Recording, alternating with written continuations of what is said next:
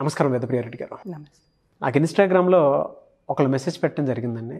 అన్నయ్య, నేను క్లాస్ టాపర్ని, బాగా చదువుతాను, ఇంట్లో పేరెంట్స్ చెప్పిందే వింటాను, నాకంటూ సొసైటీకి కావాల్సినటువంటి విధంగా ఉండటానికి ఇంట్లో వాళ్ళకి ఏ విధంగా అనుకూలంగా ఉండాలో అలా ఉన్నాను. ఇంట్లో వాళ్ళు గత 2 years నుంచి పెళ్లి చేసుకో అని చెప్పేసి అంటూ ఉన్నారు. ఎడ్యుకేషన్ కంప్లీట్ అయిపోయింది. ఇప్పుడు నేను బాగా చదివాను, నాకు జాబ్ కూడా ఉంది. Very good.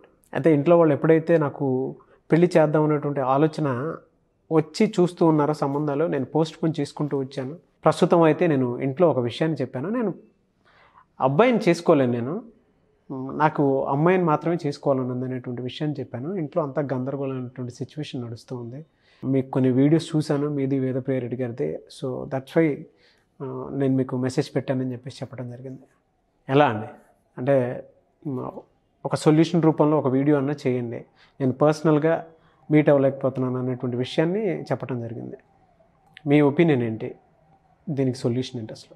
నాగరాజ్ గారు, దిస్ ఇస్ ఫ్యాక్ట్. ఓకే, పాత కాలంలో అంటే అడప తడప అక్కడ ఇక్కడ విన్న వర్డ్స్ ఇవి, రైట్, బీయింగ్ అ లెస్బియన్.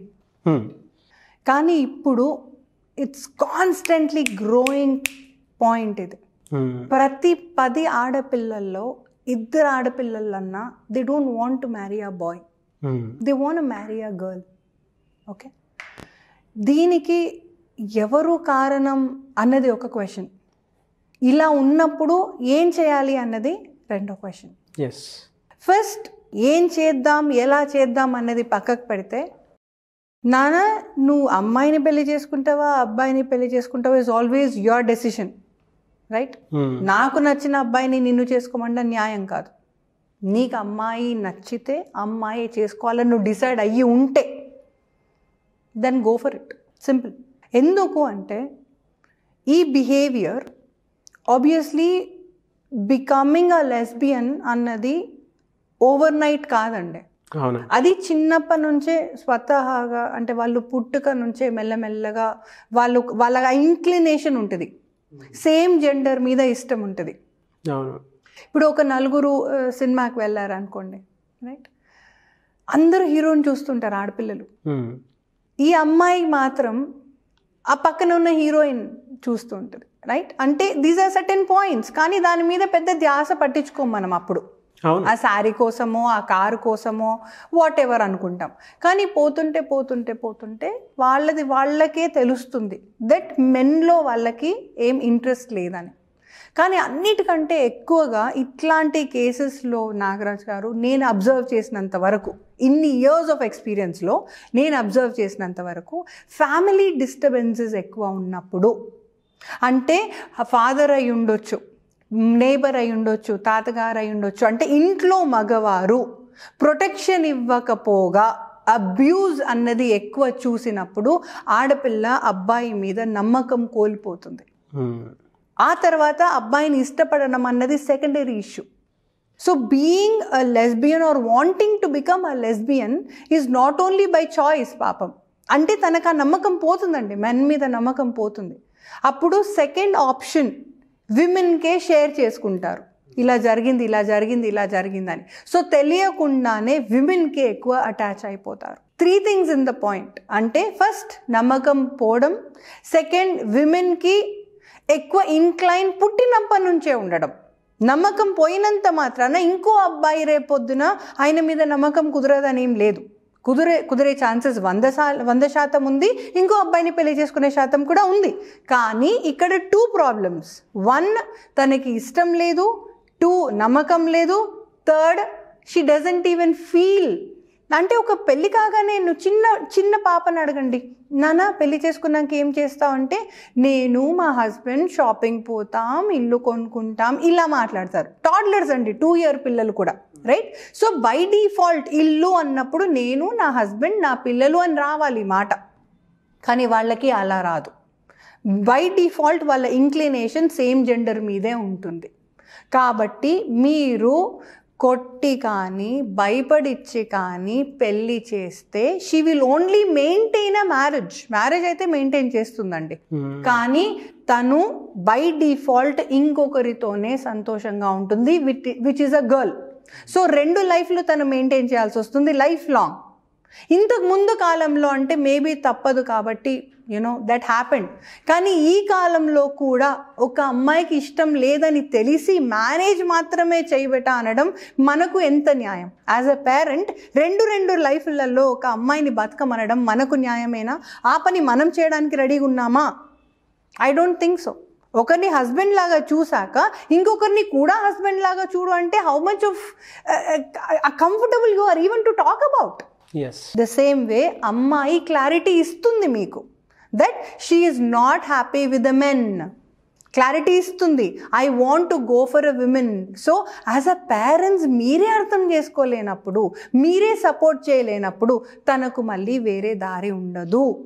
కాబట్టి beta if this is the case let us SIT and talk. Let us just SIT and talk. కూర్చొని మాట్లాడండి. ఇండియన్ పేరెంటింగ్ ఏంటి అంటే చెప్పు చీపిరి, భయపడించడం, లేదా నేను ఆత్మహత్య చేసుకుంటా అని బెదిరించడం. ఈ 4 థింగ్స్ చేయకండి, పనికి రావు. ఎంతసేపు పనికి వస్తాయి? ఒక పెళ్లి చేసుకోవడానికి పనికి వస్తాయి. పెళ్లి చేసుకున్నంత మాత్రాన హస్బెండ్తోని సుఖంగా ఉంటుందని లేదు. She will only maintain that marriage as I told you earlier and she will maintain her love life somewhere else. 2 ఇళ్ళల్లో బతుకుతుంది తను. So don't do that. దానికి అసలు సొల్యూషనే కాదు అది. కూర్చోబెట్టి నాన్న ఎంతవరకు యూ వాంట్ టు, బెటర్ ఇంకో 2-3 ఇయర్స్ ట్రై చేయి maybe if you want to. Better మా అమ్మ నేను ఆల్రెడీ ట్రై చేసినాను, నాకు అర్థమైంది, I'm only happy with the girl. But నేను ట్రై చేసిన 2 ఇయర్స్లో కూడా నేను బాయ్స్ని I just couldn't, Nana. I can't imagine a boy beside me. I can't imagine a boy kissing a girl. నాకు ఆ సీన్ కూడా నచ్చట్లేదు. ఇంతవరకు వెళ్ళిపోతే ఒకరి condition, there is no way there is a solution for it in the way you are thinking as a parent. Grow up, sit with the child, understand what she wants and help her out. నేనైతే ఉన్నా Papa, give me a call. Personally, I can explain you what will happen, what should we do, and then we will take it from there. ఇలాంటి కేసెస్లో నాగరాజ్ గారు parents మా తాతలు ఇట్లా చేయలేదు, మా ఊర్లో ఇలాంటి లేవు, నేను అసలు ఎప్పుడు వినలేదు, ఇలాంటి స్టేట్మెంట్లు వాడకుండా ఇవాళ ఇప్పుడు పరిస్థితి ఇది అయితే ఏం చెయ్యాలి అన్నది ఆలోచిస్తే పేరెంట్స్ మీకు ఆన్సర్ దొరికిపోతుంది. ఎండ్ ఆఫ్ ద డే ఒక ప్రాణానికి శాంతి అన్నది ఎంత ఇంపార్టెంట్ మీకు తెలియంది కాదు. అవునండి. రైట్. ఏమండి మీరు వచ్చారు, నేను వచ్చాను, ఇక్కడ ఒక షూటింగ్ జరుగుతుంది, సూట్ బూట్ వేసుకుంటాం, కూర్చుంటాం, మాట్లాడతాం, జీవితాంతం ఇదే చేయమంటాం. ఎంత న్యాయం? ఎంత న్యాయం అండి? రైట్. రియల్ మీ అన్నదానికి ఐడియల్ మీ అన్నదానికి తేడానే లేనప్పుడు రియల్ మీ కూడా ఇంపార్టెన్స్ పోతుంది. అవును. లైఫ్ అంతా నాటకమే చెయ్యి అనడం పేరెంట్స్కి న్యాయం కాదు. దానికి ఒప్పుకోవడం బిడ్డలది కూడా తప్పే. అమ్మ మేబీ ఐ విల్ ట్రై అనడం కూడా బిడ్డది తప్పే. ఎందుకంటే ఆ ట్రయల్లో తను బతకడం ఎక్కువ రోజులైతే కుదరదు. మనసు లేని దగ్గర మనవు 100% తప్పు. ఇవాళ డివోర్సెస్ ఇంత భయంకరంగా అవుతున్నాయంటే కారణం ఇదే.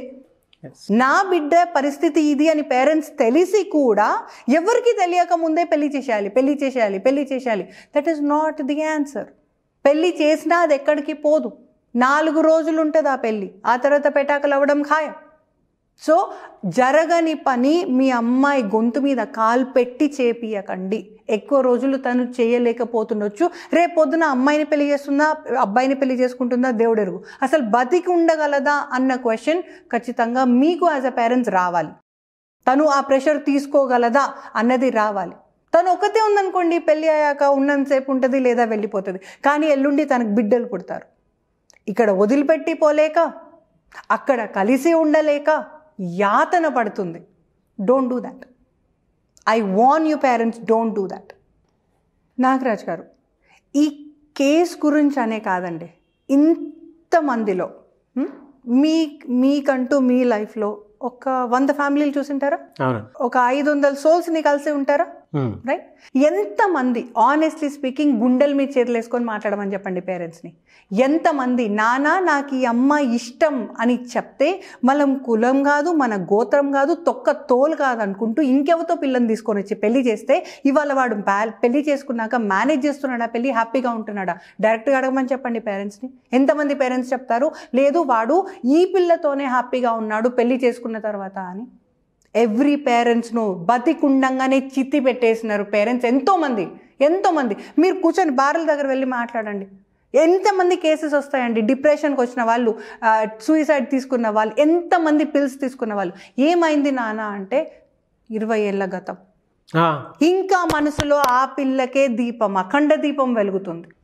అందరూ పెళ్ళిళ్ళు చేసుకున్నారు, అందరూ పిల్లల్ని కన్నారు, అందరూ మెయింటైన్ చేస్తున్నారు ఫ్యామిలీ ఫోటోలు గోడల మీద. కానీ ఇక్కడ దీపం ఇంకా ఆ పిల్లదే, ఇక్కడ దీపం ఇంకా ఆ పిల్లగాడి కోసమే. ఇవాళ తయారైనాక ఆడపిల్ల మొదటిసారిగా నా మనసులో ఉన్నవాడు చూసింటే బాగుండు అని అనుకున్న ప్రాణాలు ఎన్ని?